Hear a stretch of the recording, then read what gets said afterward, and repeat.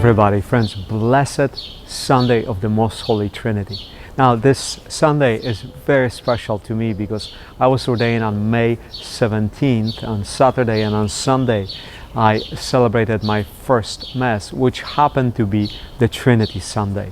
And I remember how I went for advice to one of my homiletics professors, asking him, how should I preach? What should I preach on Trinity Sunday? And he said, why don't you just invite somebody else to preach?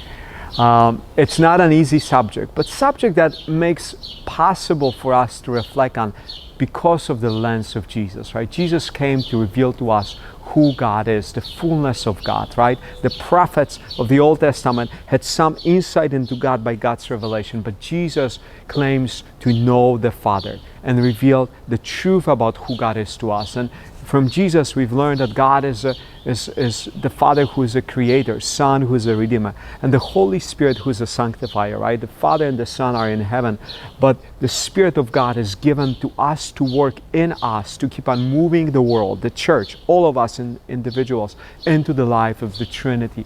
And as within the Trinity, there's this great love that connects the Father and the Son, and the Holy Spirit. That great love is poured from the Trinity into our hearts. The desire to love one another, the desire to love God, the desire to do good is a gift of the Holy Spirit that is given to us by the Father through the Holy Spirit.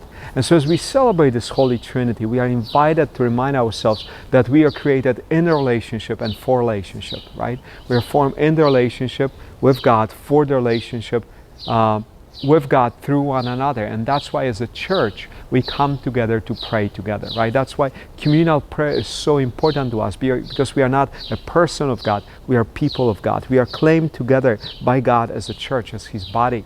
And so as a church we belong to one another, and so when one suffers, we all suffer. When one celebrates, we all celebrate. That's why we celebrate the sacraments together as a church, as to remind ourselves that there's a great blessing in us coming together and experiencing and celebrating the communion that we have with God and with one another. So as we celebrate this Trinity Sunday, my invitation to you, friends, is to ask yourself, how can you grow in this great communion with God through our community here at St. Clement? Perhaps watching it, you recognize that through COVID, maybe you just didn't connect that much with our parish, or maybe you stopped being active in the ministries, or never try any of our ministries. This is my plea and invitation to you.